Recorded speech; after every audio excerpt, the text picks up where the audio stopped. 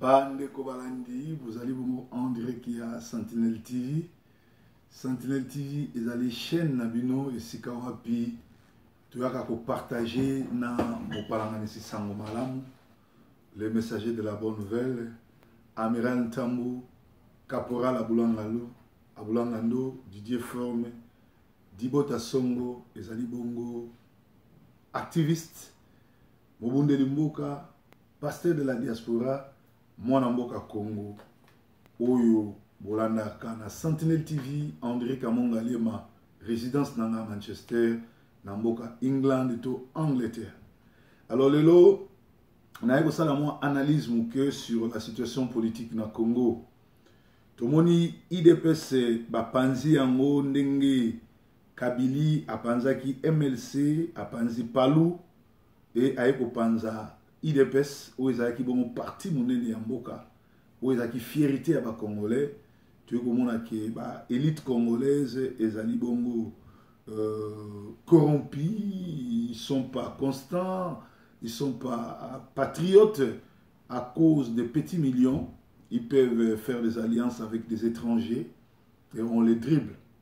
Na Lobango Awa, je crois na Congo Mikili, na 2012 na Paris, na ba ke ni Tshisekedi ni Ngwanda moko na kati na bango aza libérateur te pe na lobaki yango ke Félix Tshisekedi akoki kozala un bon président à condition akanga Kabila atie na boloko pe biso étant que ba Congolais toza contre Félixité mais tozali contre alliance na bango na Kabila pe ndenge makambo zotambola tozali bongo na pasi komona ke IDPS bakomi kobunda bango na bango IDPS oyo Kabila akota na kati ya IDPS abomi ba combattant na kati ya siège akenda na ndako ya Jean-Marc Kaboun abomi mwana Jean-Marc Kaboun mais lelo Kaboun wana moko ba acheté akomi plus muto ya peut perdre akomi plus rwandais que congolais.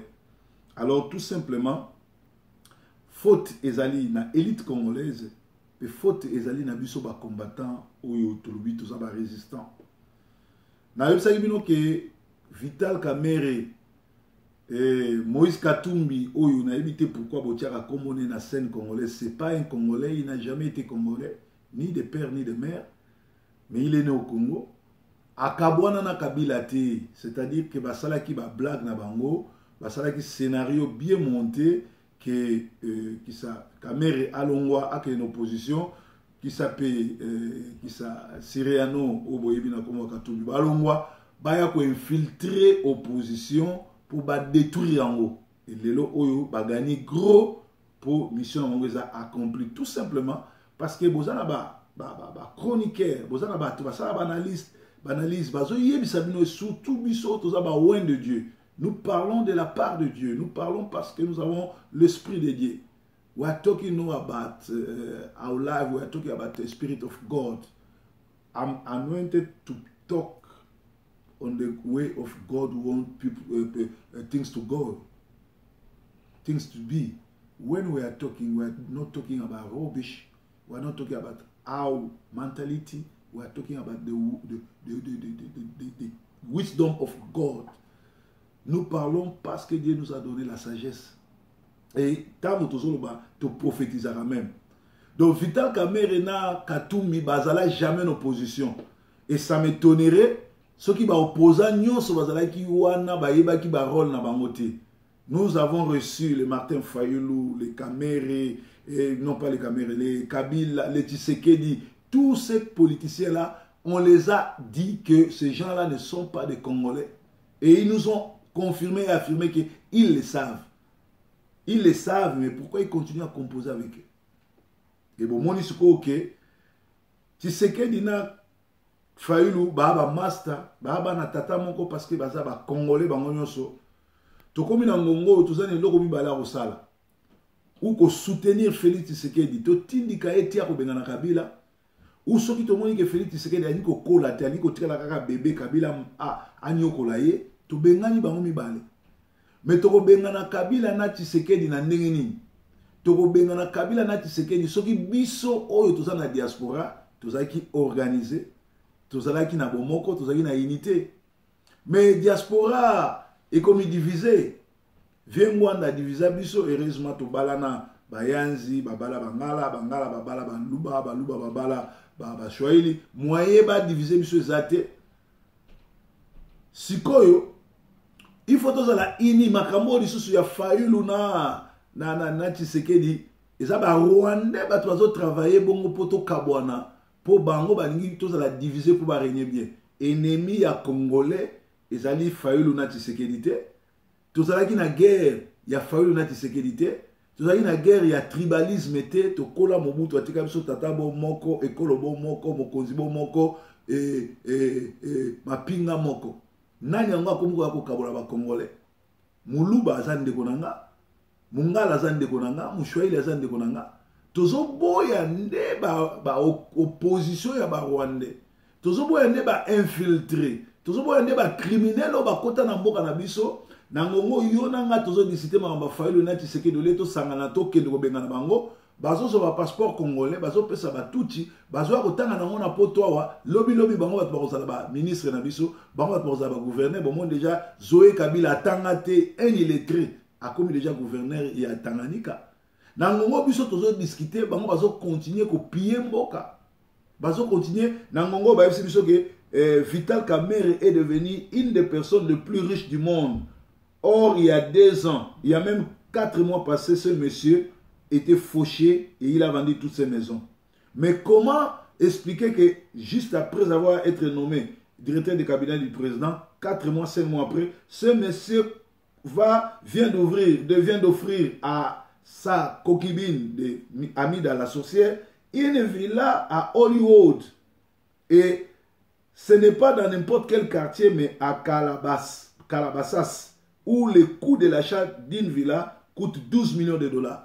Vital Kamerhe a offrir moi Sinaye, Amida la sorcière, Bolimi Sanga, la pite générale, a payé cadeau ya villa na Hollywood, na quartier Oyo ba star ya cinéma bazalaka. Et kuna villa on est coûté na 12 millions de dollars. Vital Kamerhe azali moko abato azoko yiba mingi bana komi pembeni ya Félix pe azotia Félix Bakal nenge kengo adondo aka pembeni ya Mobutu ko tie Bakal pe ko infiltrer. Vital Kamerhe a créé l'insécurité, chômage na Congo, bazo piller ba richesse à Congo et bazo sala ba cadeau na ba pit.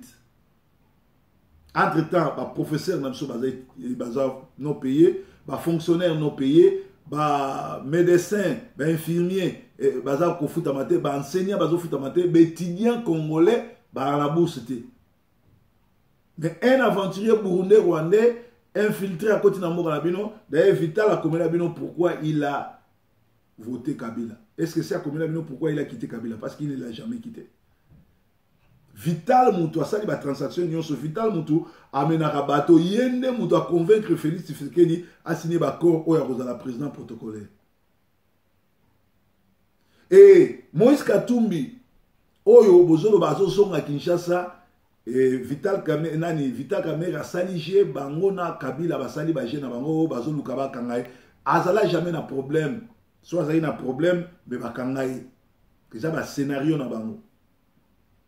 Et nenga zozonga wana bazolinga sikoyo ba écarter Fayulu ya comme chef d'opposition. Ce monsieur n'est pas congolais, il n'est pas populaire, il n'a pas étudié, c'est un bourrique. Mais Félix Tshisekedi a aussi la erreur munene soka longoli Vital soka longoli Fayulu a solo ina Fayulu a ignoré Fayulu a ke composer na un Zambien criminel o ya teka ba iranien ma Congo na Kabila na ba chinois. Ils n'ont pas signé pour naïe parce que soulèvement populaire bolinga te ça. Alors, talandenge nini IDP c'était kami, talandenge nini politicien na biso bazali bongo manipulable à cause de l'argent. Bazali bongo ba corrompu, bazali même pas associé mboka na bango et pourtant ba yebi bien que Kabila c'est un criminel, bata FCCC wana tout ba criminel. Alors, et là, on dit que les Congolais à diaspora fallait tout ça, la biso ou tout ça na Congo, biso tout ça libanda Congo, babundeli mboka. Biso nde tout ngai tout ça là ke, tout tindaka bato ba commando, ba kemba la moko ba luika Kabila, Kamerhe ba bomi. baluki Kabila babomi. Kabila comment otambola na nzela yemoko. Soda moka bo pesiye $500 à boire à Grenade place Kabila ani. Babo makengo. Bavandika bo bamona Bosha bakufi. Bavandika bo bamona Mende bakufi. Abavandika bamona Rubero bakufi. Soki liwa ekomi na kana bangote oto saleza bavantir. Tozana ba commando Mobutu atika. Tozana ba soda bazalia na poto. Bakoma ba saper, bakoma ko tia choko, bakoma ko sala ba combat ya distraction ko luka basi. Mais pourquoi pas toko ko sangisa, totinda commando moko akiti na kin, abomi kaka nanu Kamere, abomi kaka nanu Rubero, abomi kaka nanu Zoé. Soki bakomi ko kufa e ko zala biye tiarang le côté pa na bango, lipate komi pa na bango, liwe komi na ngamu na bango, ba respecter biso. Alors, Kabila doit adopter une attitude de repentance à la place d'être hautain comme il a fait ces derniers temps. Qu'est-ce qui lui reste après avoir passé le pouvoir? Rien. On ne peut pas officiellement passer le pouvoir et la garder. Et les garder plutôt.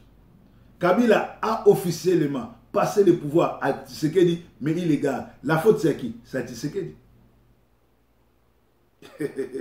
Il n'a pas nommé Félix au moment où tout le monde a assisté à l'investiture officielle de Félix. C'est-à-dire, d'accord, nous sommes Félix. Nomination à Robatama et Talibisote. Mais au moment où investiture salami officiellement devant le monde entier, c'est Tshisekedi qui engage le Congo. Alors, si Tshisekedi qui a engagé le Congo, dans le monde entier, il a signature à Congo. Et que na Kuzu a respecté Kabila, à Mendre, à Ngotobobo, à Zoba, à Maeleti. Mais na limite que Tshisekedi a posé à Bilo parce que à Kinoa, à Mwana Mikili, à Vanda na Poto, à Beta Bakula, à Yanke, il faut Beta Chita Sima. Parce que officiellement, c'est lui qui engage le Congo. Donc, Sora Lingaz a un bon président. Lokola Azali qui a engagé le Congo, Asouana Angola, Asouana Américain, Bakanga Kabila, na groupe na ye tout, na bata FCC tout. Au peuple aligné bangote, au peuple aboya qui ko voter bango, mais ba tricher, bazu parlement, bazu sénat, bazu ba gouvernorat, baza ba criminel, place na bango na boloko. Il faut Tshisekedi akanga moko na moko pour population ezongelaye. Donc, il n'a pas nommé Félix Tshisekedi au moment où tout le monde a assisté à l'investiture officielle. Donc, il sera donc trop tard pour lui et pour ces criminels de PPRD, FCC, qui se mettent en tête que c'est eux qui ont nommé Félix, et c'est eux qui ont le pouvoir. Ils n'ont plus le pouvoir. Chose qu'ils ont oublié avant l'investiture de Félix Tshisekedi. Il fallait pas raisonner que Mouto le Toro comme ce président a mis sur Batou. Toro quoi c'est le soutien pour y engager Congo pour 5 ans.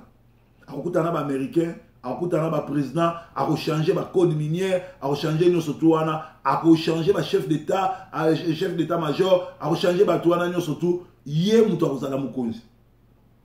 Alors, c'est pour assoupir son appétit féroce de vengeance personnelle que Kabila a pris une décision irréversible. Il a évité la pluie pour aller se cacher dans l'eau. Kabila a l'air à son nommé Tshisekedi, ils allaient pour se venger. Kebino va Congolais bonga ibo benga na tikali et je reste na zota na côté le milanga. Kabila a sali alliance na Tshisekedi a oyo aza peut-être na simanae na 2 millions de Congolais. Mais Kabila a commis ennemi, il y a 90 millions de Congolais lo kaso bossa. Yo sali alliance na muto azana moi ba fanatique na simanae 2 millions de fanatiques, mais ozana contre 90 millions de Congolais, monde entier place ba Congolais ba ali ba contre yo. Olonga ndeni. Donc ma Kabila a kimi mvula akeko batama na mai. Ne bale. Kabila et ses criminels doivent comprendre que le train est parti et qu'il ne peut plus l'arrêter. Donc, il fera mieux de quitter le Congo, car à chaque fois que Kabila se met en spectacle et cherche à jouer à la vedette, tout le monde se fâche et se rappelle de ses crimes. À chaque fois que Kabila a sa vidéo, a na vedette, que c'est lui qui dirige, que lui qui fait ça, azobima en vedette ezopesa ba congolais kanda bazo yeba ba criminels sur ya sala peso tinga ba congolais futo bumayi. Il est moins malin qu'on ne le pensait. Kabila est moins malin qu'on le pensait. Ba te belé o ba zo ba bolimi sanga ba zo ba ngoto bobo ba yuma ba sans esprit ba vedette ba tribaliste bazo kanisa ki Kabila amaeli. Kabila amaeli te Kabila s'expose et ba sortie médiatique ya moi sinaye. Sa femme Olive, qui a trop longtemps joué à la victime, avant de montrer sa vraie face de sorcière de Jézabel, a prouvé face au monde que Kabila a toujours été mal entouré. La sortie médiatique, il y a moi c'est Kabila, et là ici que Kabila a toujours été mal entouré et Bazama y était. Donc, il y a Sabino qui est Vital Kamere, Azali l'homme à battre. Moïse Katoumi n'a jamais été congolais, bon ça n'a même pas ma vidéo syrienne. Congolais a voté qui était. Congolais a pris confiance n'est pas Martin Fayulu. Martin Fayulu, il faut comprendre que c'est lui le leader de l'opposition. Il y a une place à Tshisekedi. Et là, on dit Martin Fayulu a zana ngwa osala. Ce qui a rapproché de connaître Tshisekedi te pour Babengana Kabila, il a un bâton pèlerin à un peuple congolais avec sagesse. Babima chaque samedi, Liboso a parlé du peuple Ti Kabila à Kokeni. Et vous avez Kitoko. Alors ça, n'est Salamaki na Tunisie. Nous sommes en Algérie, nous sommes en Libye, nous sommes en Soudan. Après le Soudan, ça sera le Congo. Kabila partira et il partira avec tous ses criminels, tous ses collaborateurs. Alors, Bissoba na Congo, Bissoba na diaspora, Bissoba chroniqueur, Botika Rolanda va venturier le colo, Tala Kunseka Tala Kumamba, Azali na message te. Azoya nego gladi satopongi bozolanda ba journaliste ba chroniqueur oyo ba yaka kosala ba vidéo kaka po bazo ba view bazo mo ba commerçant mais bolanda Sentinelle TV bolanda Mise Suel bolanda bandeko mususu bomona ke ba yaka na ba révélation c'est-à-dire biso ba congolais oto ali banda totika tribalisme totika ko bunda to banda kosala ba action na kin ba vandi boye Ruberwa commando mo ka beti masasi bavandi boye Kamere soda moka boakeli grenade bavandi boye Kabila inoso mapa na so mapa ba boakeli grenade a panzani na kin ba robanga biso totika ba video ebele totika ko swana ebele totika ko fingana totika na ko kende so wap batindi Kofi na poto aya ko distraire bino Kofi ba sombela e prison ba il fallait que les prisons 25 ans Kabila convaincre Tshisekedi Longolango solo na président français balongolaye mais Kofi a kende na poto que nous tient distraction avec sa concert Kofi olobide ngana zo sayo Didier Forme c'est moi sogi yotie libaya na poto na Paris na Bruxelles Robeta ngana route Angleterre na oya na tie moto na salwana na bimi ba okangate concert et Robeta mate alors bana poto na yebi ke bangaya ba ali ba yuma ba ali obo landaka Kofi pona mabanga Kofi soka bwa kiyo libanga vi na we baby parce que c'est un sorcier, c'est un violeur, c'est un mutamisala mabe. Batutu ya bwaka na mabalbum na ba bongati. Boyebi ba sort ya zobozi, boyebi ndenge babi ya kufa, boyebi batu boni vi na bango ebeba likolo ya mabanga Kofi. Alors, ye afinga ki bandako na bino, afinga ki makambo na bino, mutu mobi mabimaka soki na mère na ye na mwana na ye na batu nyonso ba pembe na obasi nyonso mokili bimaka na bango. Alors mutu andenge ndenge bino bolanda. Donc, Bokeba, parce que vie et amukuse, calamité yeso azoya, so bola na mutaza envoûté à quoi envoûté bino. Donc, analyse à l'élo, ils qui clair. Babimisi ne mon enseigne pour na robomamota Fayulu, Babimisi Kofi na Olive Lembe pour na relaxer Kabila a toujours été mal entouré. Kabila azali moins malin parce qu'à chaque fois azoti sala, amizoni sala en vedette. Azolu ka relaxer ki yende aza ko diriger Congo, ils ont fait ça vraiment en boka kanda pe bazo kanisa ba crime na yenyo surtout oyo asala contre l'humanité na mutu. Félix Tshisekedi congolais alingio bana poto balingio mais so moni population monde entier ba jeune ba bimi ba komi ko marcher contre yo, ils ali po yo comme ici ennemi ba congolais partenaire na yo. Ce qui peut-être une stratégie au salagi po au liaye le plus tôt que possible. Sinon, Bogolia m'a bien mis balé. Pe Bogolia m'a bien. Les amis bon Sentinelle TV, André qui a Manchester, ceux qui vous en avez conseil, vous allez bon boni ko soutenir, Boningo tuna ba question bobenganga na 0044 79 400 86 278. Les bongo, les messagers de la bonne nouvelle. Proverbe 30-30, Didier Formé, Alatakala. Amalatakala, c'est la même personne. Baba Fona, Yesu, Kolo, Nalingi Binomi. Bye.